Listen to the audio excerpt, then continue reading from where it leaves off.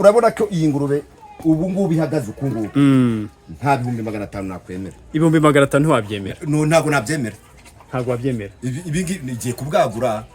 Kandi ku cyoro nayikuyeho ntabwo zijya zibwagura munsi ya 12. Munsi ya 12 ubwo uhita ufata ibibwana biri hejuru ya 12 ukube na 40 ni ukuvuga ngo izahita impa ibyo nzasubizamo hano. Uzagenda usubiza muri biraro.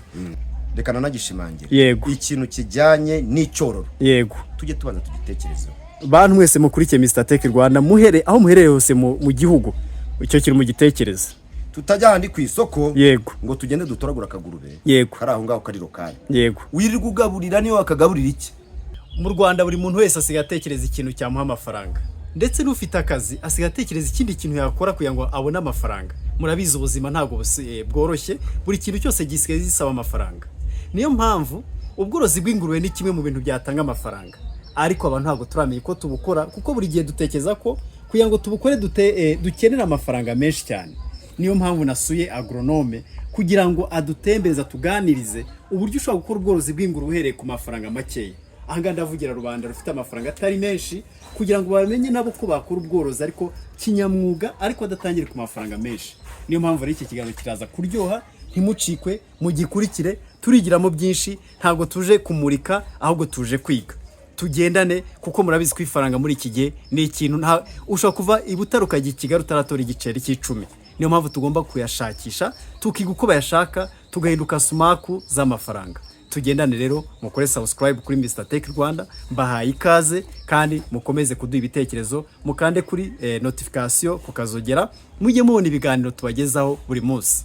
Agronome Ferdinand ndagusuje nanone. Muraho neza? Muraho. Ni karibu hano mu rugo iwawe. Ndagusuye naraguteguje kuko narapereje nsanga nyuma yo gukora ubuhinzi ukora n'ubworozi. Oya n'umukenyero n'umwitero. N'umukenyero n'umwitero. Biragendana. Yego. Urakoze cyane. Impamvu yanteye ko kugushaka ngo tuganire kuri ubu bworozi nuko mu Rwanda urabizi ko abantu benshi bifuza gukorera amafaranga ndetse no gushaka amafaranga, ariko ugasanga rimwe na rimwe ntidutekereza aho twayakura. Pereje nsanga ukora umwuga wo korora ingurube kandi ugasanga abantu benshi dutekereza ko kugira ngo worore ingurube bisaba amafaranga menshi. Iki kintu cyaba ari cyo? Oya ntabwo bisaba amafaranga menshi. Yego. Murabibona kangaha? Yego. Mfitemo ibiraro 8. Ufitemo ibiraro 8? Ibiraro 8. Ireka mbyerekane. Ahanga dufite ikiraro cya mbere, ahanga ndi kugenda kuri iki cya kabiri kirimo ingurube, turi kugenda kuri iki cya gatatu, tugiye ku cya kane, icya gatanu, icya gatandatu, ntari inyuma hari ibindi. Biri hari inyuma. Urakoze cyane. None iki kintu cyuko abantu batekereza ko ingurube zisaba igishoro kinini wakivuga hiki? Oya ntabwo bisaba igishoro kinini. Ntabwo bisaba igishoro kinini. Ntabwo bisaba igishoro kinini. Yego. Ngubu murabona ino ngurube. Yego. Nyuma y'amezi 6 nibwo nayibanguriye. Nyuma y'amezi 6. Yego. Ubu ingurube imaze amezi 6? Ubwo nuko kuvuga ngo nyuma y'amezi 6 nibwo yabanguriye. Yego. Irabura ibyumuro 3 birebe neza. Yego. Ngo ibwagure. Yego. Ndimo ndayerekana. Iyi ni ingurube ni imvange bakunze kuzita ngo nubayi cyangwa se pietre. Ariko iyi ngiyi buriya ivanzemo na randarasi. Buriya iyo dushaka icyororo cyiza. Yego. turazivanga. Bivuze ngo kugira ngo worore ingurube ntabwo ari ibintu bisaba igishoro kinini. Ntabwo bigoranye. Iyi ngurube. Yego. Nayifashe ifite ukwezi n'igice. Yego. Ku bihumbi 40. 40. N'ibihumbi 40 ikibwana. Yego. Muri agace kiwacu. Yego. Ubwo wenda n'ahandi bizigura 50 ariko ahangaha rwose icyororo kibona ku bihumbi 40. Yego. Muyirebe imaze nyuma y'amezi 6 nibwo nagize. Urabona ko iyi ngurube ubu ngubu ihagaze uku ngubu nta 500 nakwemera. 500 ntiwabyemera? No, ntabwo nabyemera. Ntabwo wabyemera? Ibi nigiye kubwagura. Kandi ku cyoro nayikuyeho ntabwo zijya zibwagura munsi ya 12. Munsi ya 12. Ubwo uhita ufata ibibwana biri hejuru ya 12 ukube na 40. Ni ukuvuga ngo izahita impa ibyo nzasubizamo hano. Uzagenda usubiza muri biraro. Urakoze cyane utwinjije mu kiganiro kuko abantu benshi barumva ko ubateye akanyamuneza ko kumva ko harimo amafaranga, ariko akabazo nari nabajije nanone. Yego. Abantu batinyuke nibatinyuke kandi bakunze kuvuga ngo ibiryo by'ingurube ngo birahenze nk'ingurube ibiryo byinshi. Yego. Iyi ngurube mubona hanga iyi ngiyi irya ibiro 2 ku munsi. Ibiro 2 ku munsi. Ni ibiro 2 ku munsi. Yego. Njyewe nta nubwo binamvuna. Ni ukuvuga ngo ndi umuhinzi ndi n'umworozi icyarimwe. Yego. Ni ukuvuga ngo ya soya mba nyifitiye bya bigori mba mbyifitiye ikintu ushobora kongeramo ni ya myunyungugu. Imyunyungugu. Yego. Ni ukuvuga ngo turagenda tukayigura hariya mu handi muri agroteke cyangwa se n'ahandi. Yego. None se nk'ibi biraro kuko abantu benshi iyo bagiye gutekereza korora ingurube batekereza ku gishoro. Ese ndashora ngahe? Kuko usanga abantu benshi aravuga ati shobora kuyakura mu kimina, yaba ari umukozi wa leta yaba ari umuturage usanzwe wikorera ku giti cyiwe, akaba ati se nshaka nko korora ikiraro nk'iki ngiki dusanzemo iyi ngurube, reka tukerekane uko kimeze. Urabona ko cyubakishije ibiti ni metero 2 kuri 2. Tubonye ko hari ibiraro 8, tubare nk'ibiraro 2 arashaka guhera ku ngurube nk'ebyiri. Nk'iki kiraro ugereranije ni ibiki bisabwa kugira ngo abe yagitangira? Ntabwo ari ibintu byinshi. Ni ukuvuga jana natangire kuri iki kiraro iki ngiki. Yego, reka nsubire inyuma kugira ngo abantu bakibone neza. Ni iki kiraro natangire ni iki nicyo watangiriyeho. Yego, murabona nta bikoresho bihambaye. Izi nimbabari zisanzwe, izi nimbariro, ni ibiti bisanzwe. Yego. Igiti kimwe ngira ngo gishobora kurenza amafaranga 1000 hafi aho ngaho. Igiti cyubatsanga cyarenze 1000.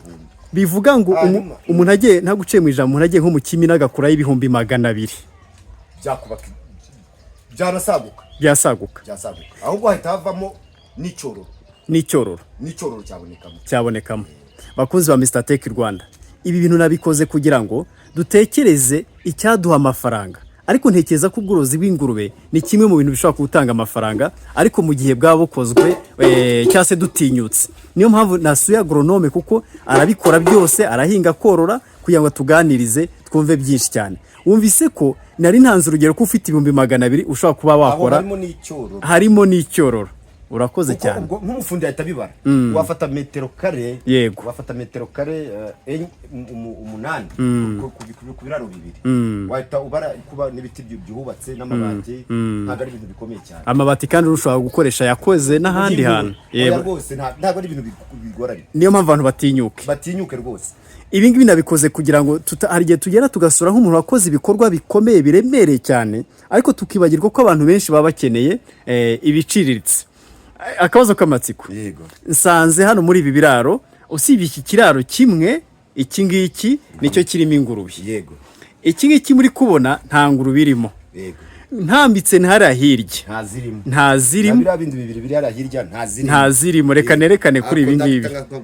Niyo mpamvu nagize amatsiko kuko abantu bashaka kuba batese ko woroye ingurube, utubwira ko worora ingurube. Kuki ahangaho nta ngurube zirimo? Icyo ngicyo ndakigusubiza.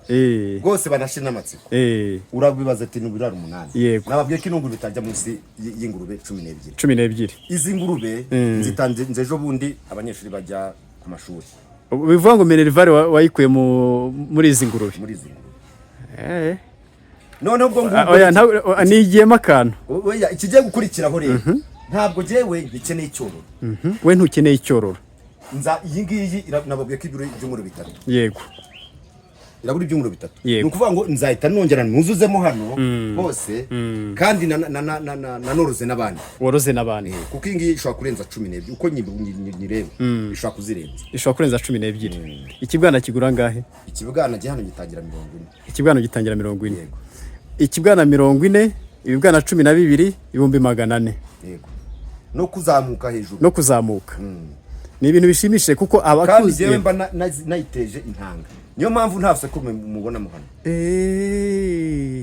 Nta sekurume. Ni ukuvuga ngo ahanga dutanga commande mbwira veterinaire. Yewe w'umurenge cyangwa yari n'aba veterinaire bikorera bafite ama certificat yo kubangurira. Yego. Uramuhamagara. Ukamubwira ati ingurube yanjye yarinze. Yego. Ako kanya drone hano itayohereza intanga. Tukazifata hano ikibirizi. Akahita ko kanya akahita gukorera. Bakuza Mr Tech Rwanda. Aha turi muri mu karere ka Huye mu murenge wa Mukura mu kagari ka Cyeru ni ukuvuga ngo aho bakunze kwita mu kabuga ka Sahel agronome ntatuye bivuga niyo mpamvu yaravuze ikibirizi ni ibitaro bizwi cyane niho izo ntanga drone yije izigeza ziva Muhanga akorera kuri zipline. Yego okay, urakoze cyane. None kuki ibiraro byose byubatse usanga bifitemo sima munsi no kweriki? Icyo ngicyo ni ikintu cyo ku n'ukuntu tujya twifashisha wenda imbabari, ariko buri imbabari zishobora kuvuna ingurube kwa kundi ziba zidafunganye neza. Yego. Impamvu hano ingurube ni ikintu ni inyamaswa sinyita inyamaswa ni itungo rigomba isuku iri ku rwego rikunda isuku. Kwa kundi bavuga ngo ingurube ikunda kwivuruguta buriya niyo kwa kundi muyibona igenda yivuruguta hano buriya ni ukuvuga ngo ibifiteho ibintu bimeze nk'amagaragamba. Iyo ubundi ingurube utayogeje uze kuyegere neza urabona ko iyi ntabyo ifite.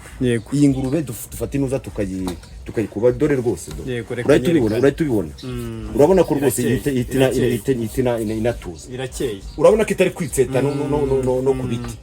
Ni ukuvuga ngo ingurube ijya kwivuruguta ari uko bira bintu biri kuyirya biyibangamiye. Ingurube irozwa kimwe n'umuntu ufite imbyiro.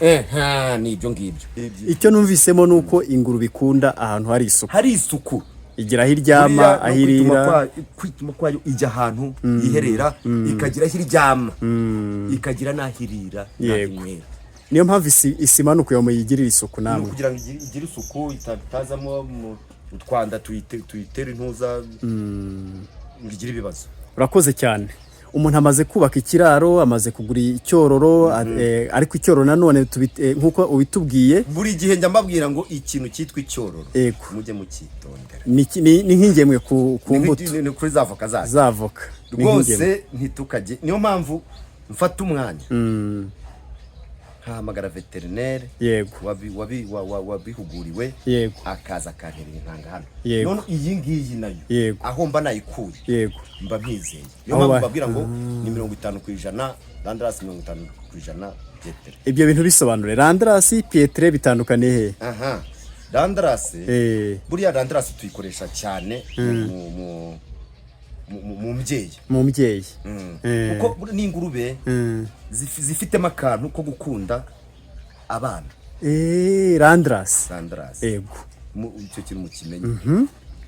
None Pietre ni ingurube z'inyenyama. Ubu ngubu nkizo nagurishije ejo bundi hari abantu tukunda kubita ngo nabashi nta andi magambo mupima kubira guhereza kubera ko ari Pietre iremereye. Niyo mpamvu rero icyororo cyanjye ivanga na ya Landrace itanga y'imbyeyi kayigiraho n'intuza n'icyororo cya Pietre. Unase niteza intanga za Pietre. Wow. Ubwiza bizabyara nka 75% za Pietre. Nabyumvise. Zikure vuba nongere ngisubire ku isoko iyi ngiyi yongera rinze nyiteze intanga. Ubwo ahanga tumeze nk'isomo. Umuntu urumva kuri kutujyana ahantu heza cyane. Intanga zirahenda cyane izihenda. Reka. Yego. Intanga wenda veterineri ushaka kumudeplasa ku yego. Intanga ni 5. Bivuga ngo ariko guverinoma bashyizemo ikindi kintu. Oya ni nkunganire. Niyo mpamvu kuko izo ntanga rwose mbabwiza ukuri ngiye nubwo banci 50 kugira ngo nteze 50. Yego. Kugira ngo niyo banci 100 kugira ngo nkuri cyo cyororo kuri izo ntanga nayatanga kuko ubwo ngubwo nzakuramo hejuru ya 400. Ni ibintu bishimishe. Icyo mvuga ngo guverinoma y'u Rwanda kandi nzaba ngifite n'ingurube yawe guverinoma y'u Rwanda bayamenye mu 10 rwose ntanga urazibona. Abakunzi ba Mr Tech Rwanda izigura 5. Niyo mpamvu nateguye iki kiganiro kugira ngo agronome tuganirize. Bakunzi ba Mr Tech Rwanda, niyo mpamvu nateguye iki kiganiro kugira ngo agronome tuganirize kubera ko abantu benshi usanga tutajya twibanda ku bworozi bw'ingurube. Ugasanga dufite ubwoba ngo ingurube ziragoye.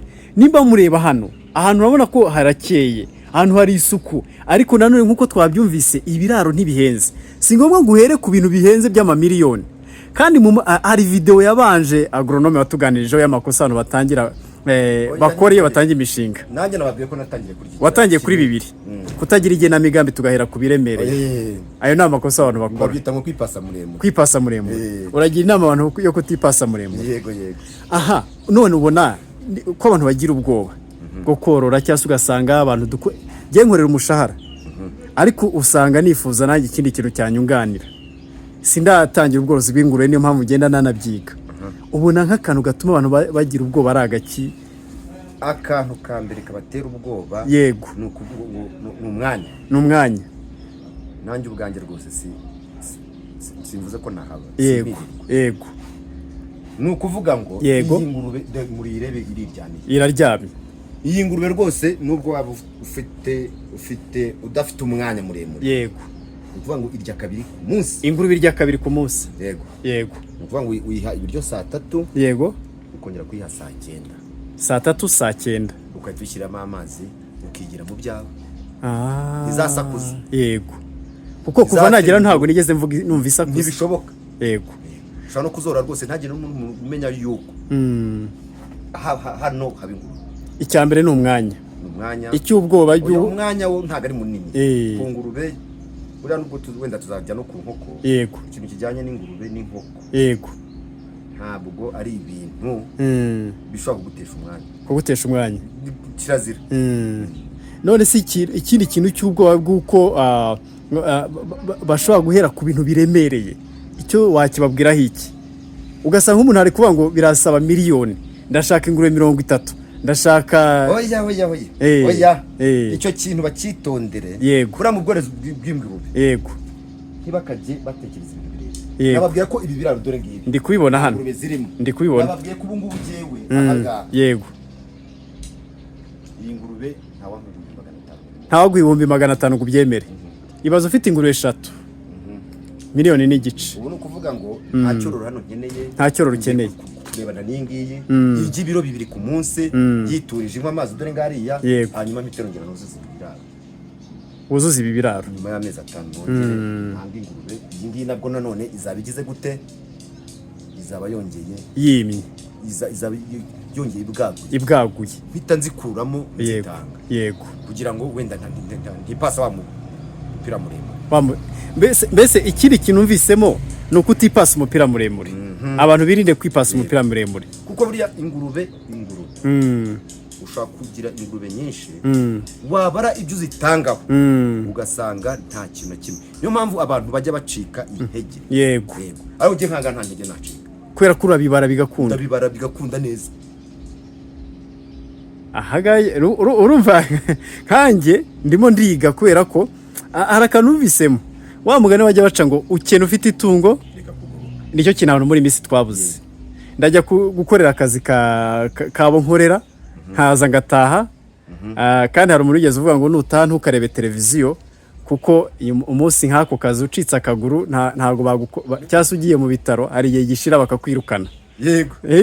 Nuko ngo ahanga we nta kibazo uba ufite urabibara bigakunda. Ubwo ku mafaranga nasaguyeho sanuvuga cyane. Ku mafaranga nasaguyeho abanyeshuri bajya ku ishuri. Yego. Niyo ari gutungiye ejo bundi izabibwaguye. Yego.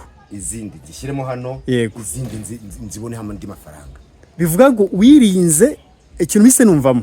Harimo imibare niyo mpamvu usanga abantu bamenyereye ibintu by'ubworozi batavunika. Nk'ubu wagize we wakeneye amafaranga abanyeshuri bagiye ku ishuri. Urangije urazitanga. Mu gihe washoboraga no kujya kuyaguza ukaba wagira gute wazigumana. Ariko urabyirinda. Kandi ikindi ubu gihe ntekereje amafaranga ku ngurube saa 8 za nijoro. Yego. Nkafata telefone yanjye ngahamagara. Yego. saa 9 saa 11 za mu gitondo. Yego. Hano habahagaza abantu barenga bangahe baje kuzigura. Nukuvuga ngo ntabwo bambafite. Ntabwo ufite. Iyo watekereza amafaranga ku ngurube abahari. Yego. Abahari. Yego. Aha, umaze nk'igihe kingana iki ukora ubu bworozi? Turi muri nabitangiye 2018 na 18 shyira 19 hafa 18. 2018. Yego. Ukaba ukora ubuhinzi ukaba ukora ubworozi. Yego. ufitemo experience ihagije cyane. abari n'ifumbire hariya dore rwose mu kanya mbaye nk'umuntu utekereza mu gihe wansubizaga ntekereje akantu uburyo ushobora kubyuka niyo baguha 300,000 ntekereza twebwe kugira ngo ujye kuguza 300,000 nko muri banki urakenera abishingizi urakenera iki birakugora yego icyo kintu bise urana ndimo gitekereza kuko nanjye biri kunyinjiza ahubwo mise numva nkunzwe ubuhinzi nkunze ubworozi ubihuza ute ubu ngubu ubuhinzi n'ubworozi kuki wakoze wahisemo no korora ni ifumbire n'amafaranga ubwo ni ukuvuga ngo wakunze amafaranga oya ni amafaranga cyane ariko n'ifumbire nkayibonaho abakunzi ba Mr Tech Rwanda murebe hejuru ngiye kubereka ipapayi zihari zirashishe cyane bivuga ngo zihumeka kuri aka gafumbire k'izingura oya reba noneho reba na ziravoka reka nerekane kuri izi ziri hano reka mbere kuri izi avoka ziri hano oya je ni yindi bita sokete iri ta sokete ndi kubona iri avoka nini cyane iri avoka nini bivuga ngo nta kibazo ugira cyo kuri avoka oya indi bita selemani hariya noneho yo irahunda cyane babandi bajya bagira ibi avoka yera ikiba gisigaye ni uburyo yitaho naho wakuye imbuto kuko uzasanga abantu benshi bashobora kukubeshya ariko imbuto ni nk'umwana umwana apfira mu iterura imbuto zigira ibibazo bitewe naho zahumbikiwe ariyo mpamvu ugomba guhitamo imbuto nziza angana ndi kubereka ko ibintu byose biragendana ibi biti byegereye hano ku biraro by'ingurube nabyo urabona ko bivoma ku ifumbire bigashisha cyane kuko hano hari amahumbezi rwo turi mu bihe by'izuba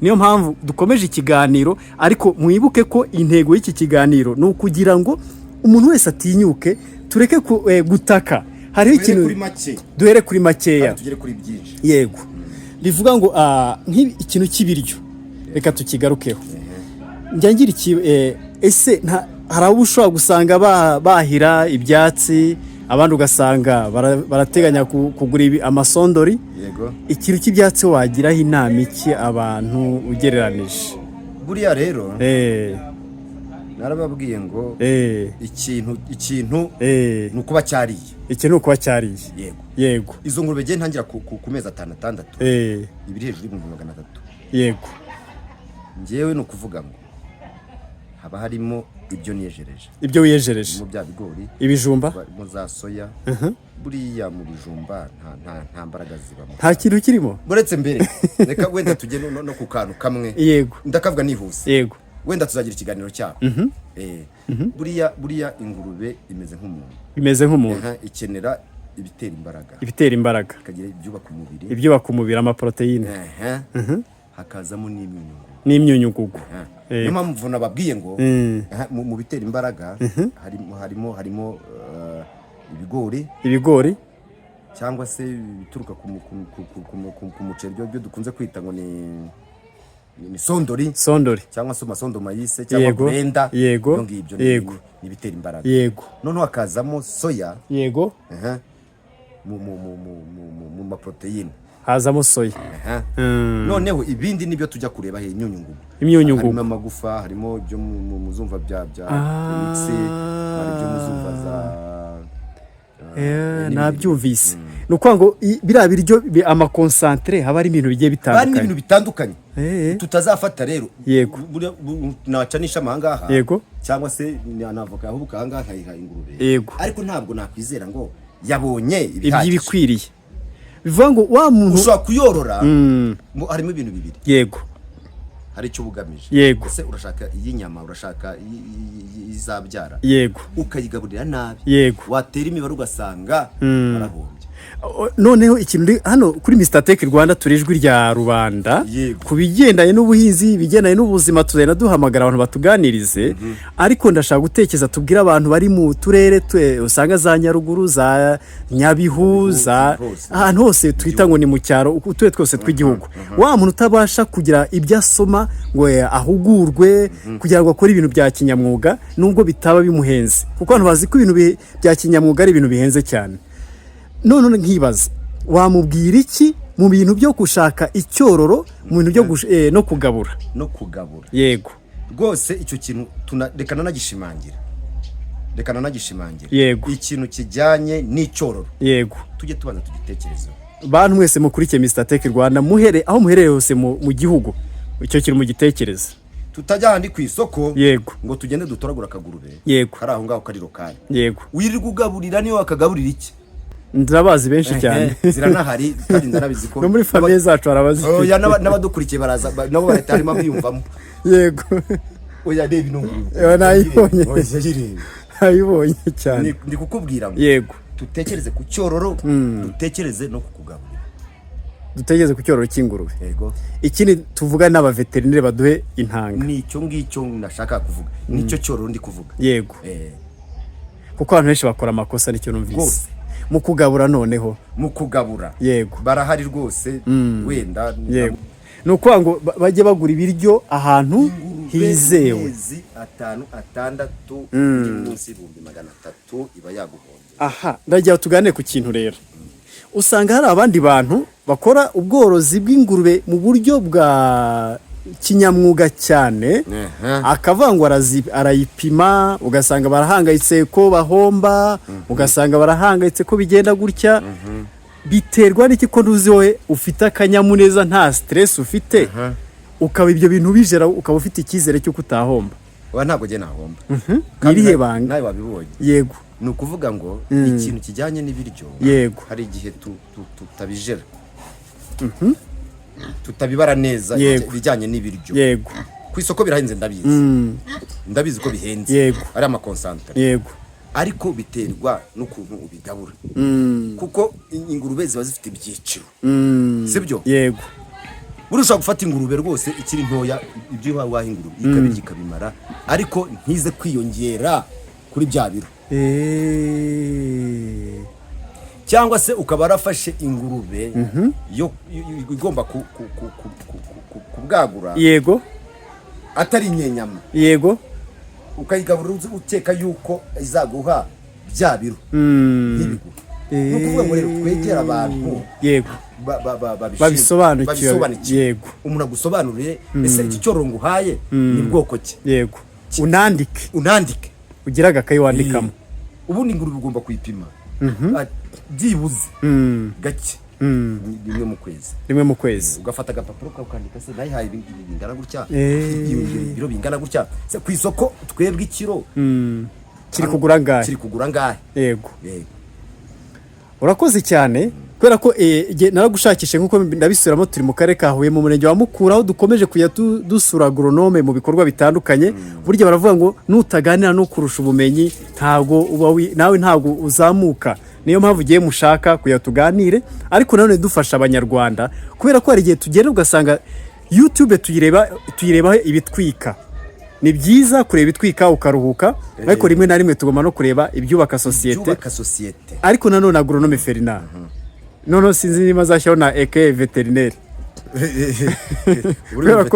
umugronome aba ari n'umuveterineri agronome Ferdinand ndashaka kubaza akabazo urubyiruko muri iyi minsi uvuze wese arwibandaho ni nako bimeze kuko urabizi ko kera umuntu yarigaga akaba azi ko azabona akazi muri leta ariko muri iki gihe leta ishishikariza abantu kandi biranagaragara kugomba kujijuka ariko nawe ukihangira iki umurimo dore icyo nababwiye yego nababwiye ko ibintu bigiye bitandukanye yego n'ibi biti bya avoka dore ndi kubibona hano biri aho ngaho nyine nta kikimvuna ngaho yego nta kikuvuna kare yego nibafata umwanya harya ngo bajya bavuga ngo nta myaka ijana ni leta iryo jambo yararyanze biriya bintu njyanga kubigera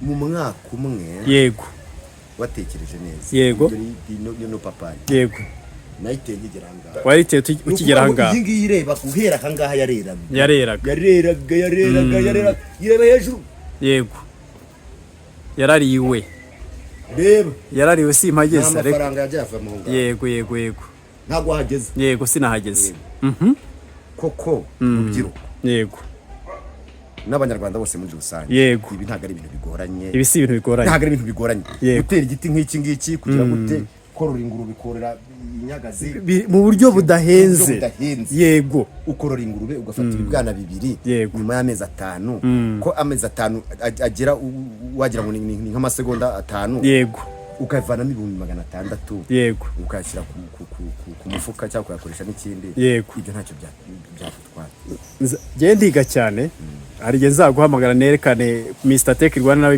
ibyo asigaye akora. Aha ni ukuvuga ngo urubyiruko yaba ari Rwanda hari n'abakina imikino y'amahirwe ni byiza ariko ugasanga bamara igihe kinini nabyo tuzabiganiraho ugasanga imutwara igihe kinini wamugira inama yihe?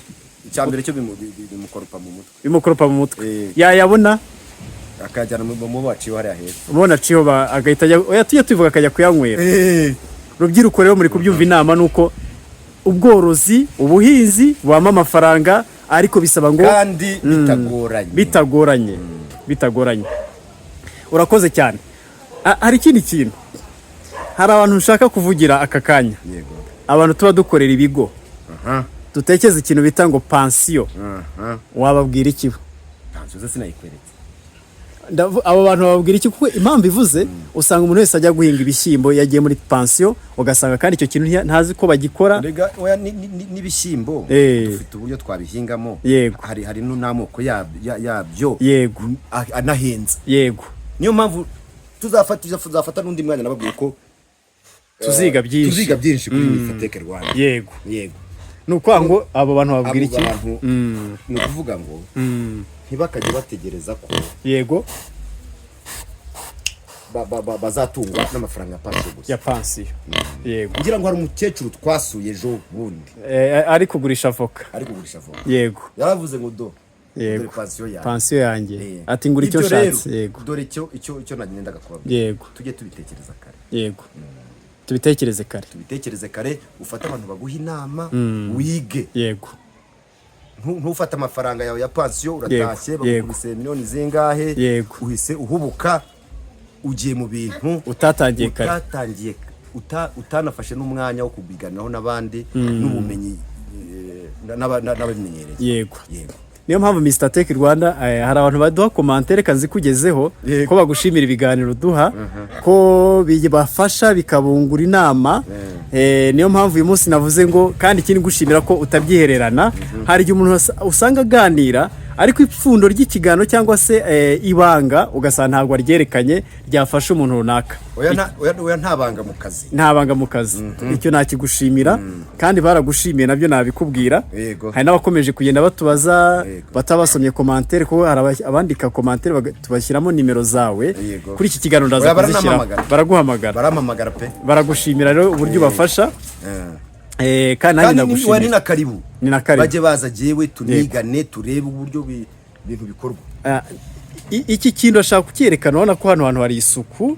Muri kwibona hano hari isuku kuri ibi biraro, si ibintu byo kuvuga ngo ni umwanda ariko none ntabwo ari ibintu bihenze. Nibyatubwiye soza ikiganiro ko wahera ku biraro bibiri ntujye guhera ku biraro byinshi ukaba wakora ikintu igikorwa nk'iki ngiki ukawakorora ingurube ugatanya ku ngurube ebyiri ukazagenda wagura ko iyi ngiyi ni ingurube imwe igiye kwitimpa ibi byose igiye kuguha ibibwana utaramenya umubare neza ariko bizakwira muri biraro. Biri hejuru ya 12 ni amafaranga menshi cyane. Ndagushimiye kuri Mr Tech Rwanda kandi shimi ibiganiro ukomeje kuduha. Tuzongera tugusure ko turashaka iyi ya introduction yo kugira ngo twige uko ingurube uko wakorora ingurube mu buryo buciriritse mu buryo budahenze kandi ukabika kubyara umusaruro. Tuzinjira no mu biryo tuzinjiramo tujye no mu byororo. Tumenye n'ubwoko bwazo. Tumenye zingizi zigira gute. Tumenye ngo izi zitanga umusaruro gute. Izi zagenewe se kubwagura. Izi se zagenewe inyama. Gutyo. Ibyo byose tuzabyiga ariko ndashaka kuzanatwigisha uburyo dushobora gukora akadevi ku buryo abantu ushaka gutangira ubworozi bishobora guhita bimworohera tukerekane uburyo ushobora guhita ugakora. Kandi agushimiye cyane kuri karibu wampaye n'amahumbezi ari muri Huye ndi kuyabona. Ushobora kuba nzanye imvura. Ndabona n'ikirere gitangiye kugira. Ikirere kiratangiye. Ariko dushake na yafumbire twitegure. Nyabuneka. Urakoze cyane Agronome Ferdinand. Murakoze namwe.